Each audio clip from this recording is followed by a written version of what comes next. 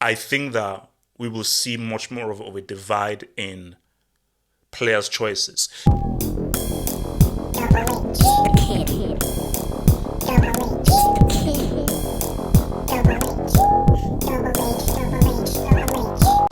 Saudi Pro League.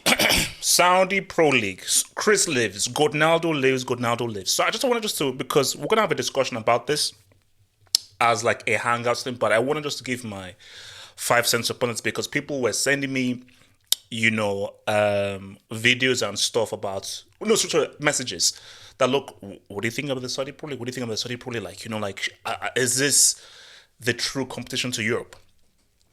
Because remember, the first one was China. And what was always interesting about China was, I said, were when the likes of Oscar, Hulk, and Graziano Pei left, went there.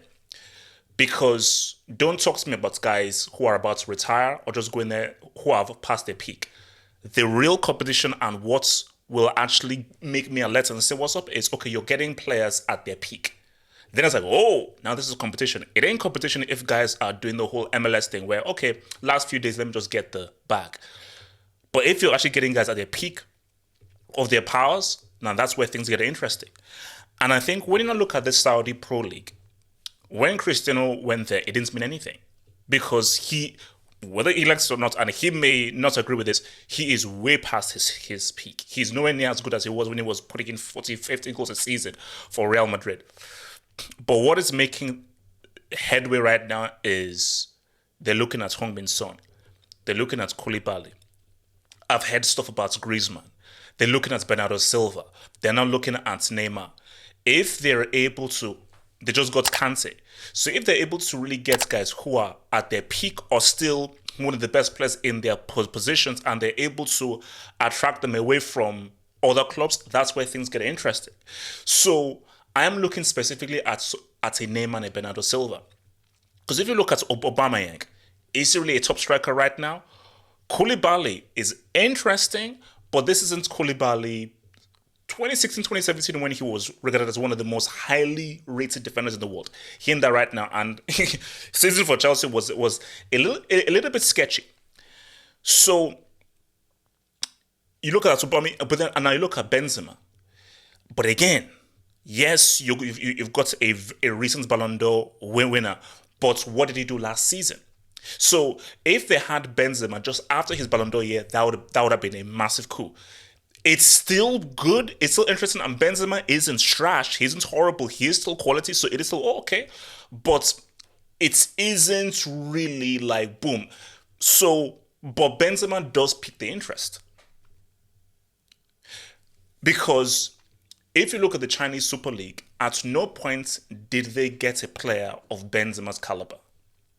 Not only Benzema's caliber, but a player who was only 1 or 2 years removed from winning the Ballon d'Or. They never had a player. So there was a player of Benzema's quality or caliber at a stage of his career never went to the Chinese Super League. A player of Kante's caliber never went to the Chinese Super League. So that's where things are interesting. Because Kante fully fits most clubs in the world. I will take Kante. Fully fit. This is just a fact. With Benzema, guys, there's still a lot of clubs that will still take Benzema.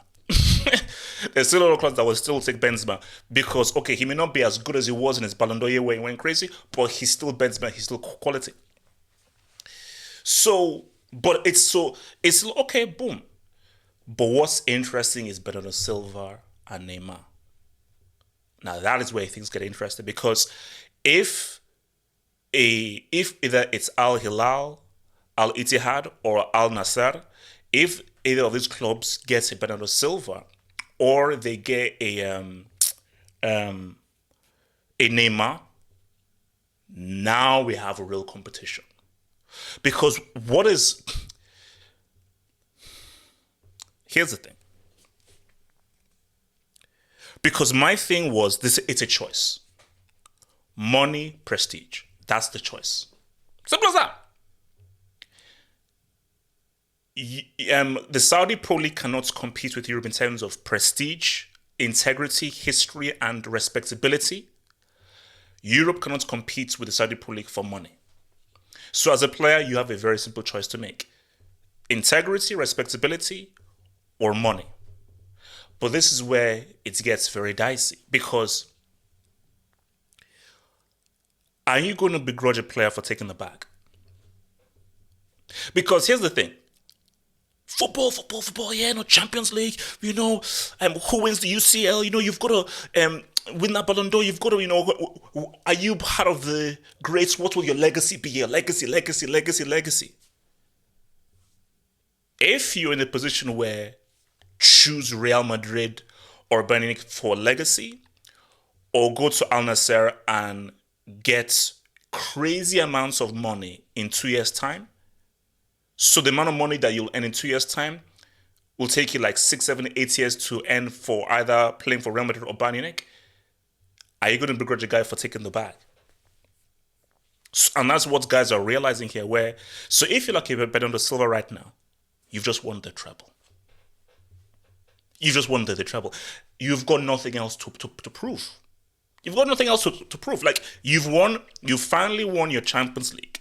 You finally won the treble. But specifically, you finally won the Champions League. You've done the Premier League, you've done the FA Cup, you finally got that UCL dub. And you were a big major factor of getting that UCL dub. So, you've done the UCL thing. You're going to PSG to do what? Because I've already won the UCL. I've already proven myself as a player.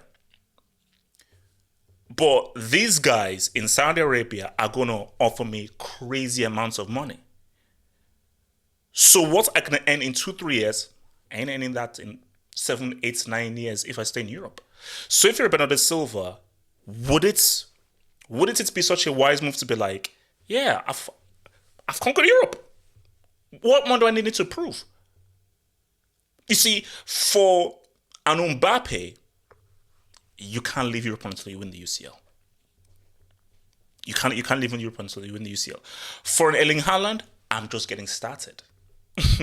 I just got here. I'm just getting started. For Erling Haaland, I want to maybe break that UCL goals record. I want to do more in the UCL. I want to score in the UCL final. I want to get a 2-piece in the UCL final. So I'm just getting started. Silva, I've been here for a few years now. Beginning all the way back in 2017 with Monaco. So I'm ready to say, what's up? Give me the bag. And it would make a lot of sense for Bernardo Silva to be like, take the bag. So even me just saying this to myself right now, I'm like, if it's a choice between PSG and Al Ittihad and Al Nassr or so forth, if I was advised by Bernardo Silva, Saudi Arabia makes sense.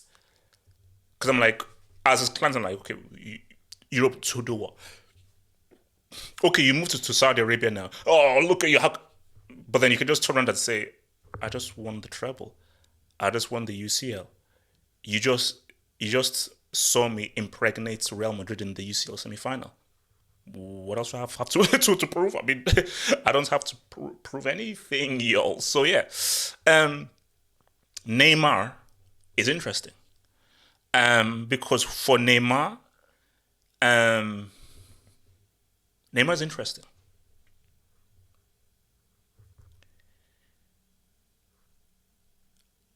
Outset, you would say, Neymar, you are too good a player, too generational a talent to leave Europe, ever.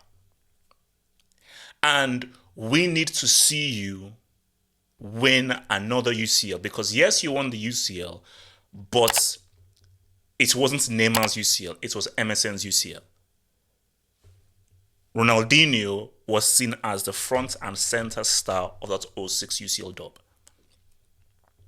He was the front and center of that UCL dub. Neymar, that wasn't you, bro. Bro, many Barca fans have told me, many Barca fans have said that Neymar was arguably the best player in that treble season. But from the outset, it's not, oh man, Neymar's team. No, it's MSN. It's MSN. 06. Now, if you look into the detail, Etso and Belletti really had to save Ronaldinho in that UCL final. But from the outset, it is seen as Ronaldinho's UCL. Ronaldinho led Barca to that UCL. So Neymar, we need that outside of you leading a team to the UCL. But Neymar's psychology and his mentality. I believe that Neymar's mentality right now is, I don't care anymore. I think if there's anything that Neymar cares about right now is, let me win something for Brazil. Copa America next summer in the States, a World Cup in 2026. I think Neymar's desire to win the UCL, it ain't there anymore. Neymar's desire with PSG, that's gone. So for Neymar, there are two options, I believe, club-wise. A return to Barcelona or Saudi Arabia. If I'm advising Neymar, if you can find a way to return to Barcelona, return to Barcelona. Because that is the move that needs to happen. That's the return that needs to happen. And this would be the perfect time for Neymar to return to Barcelona. They need a left-sided attacker. There is no Messi there. And just off the back of us winning the league, this would be perfect. Neymar would be the perfect kind of a player for Barcelona right now. He'd be perfect. But the issue is this. Barca, it could be a big, huge financial stumbling block. Bro, where the members hang at? And I was told that apparently, at a point, Griezmann was on 800,000 a week. And your boy, Frankie de Jong, is on 700,000 a week. Guys, you know that Bartomeu should be imprisoned? Like high key. You know Bartomeu should actually be in prison. Like, how did this guy get away with this trash deal to Barcelona with his contracts?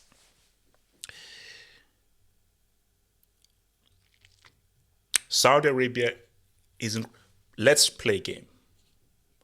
If Barcelona cannot afford Neymar to bring him back, and PSG are desperate to offload him, and Saudi Arabia have the funds to pay part of like his wage to come to like a monetary agreement with PSG. Is it really beyond the pale to see Neymar in Saudi Arabia? Me no think so. So let me come around and just, summarize everything. Can the Saudi Pro League be a legitimate threat to Europe?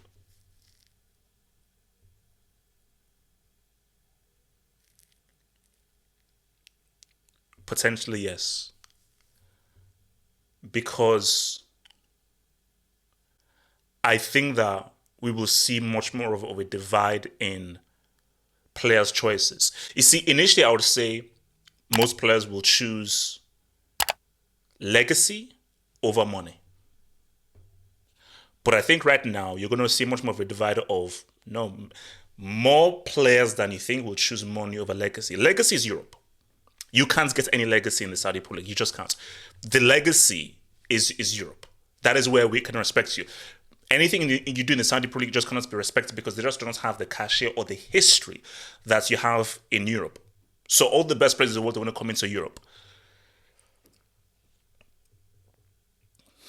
See, because my thing is this: is that let's go to South America. Let's just take a trip to South America. You're Brazilian star, you're going to Real Madrid or Barcelona.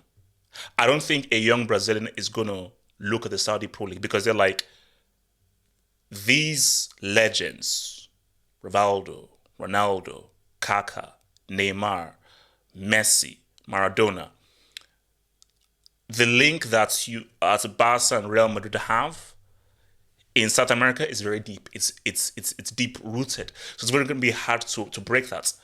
But I don't know. This is just my assumption. Now, if let's say we're going to do it as a percentage, I would say it's like 70-30 in favor of legacy. Maybe. Or could it be 60-40? So right now, I'll say it's probably 70-30 in favor of players who will choose legacy over money.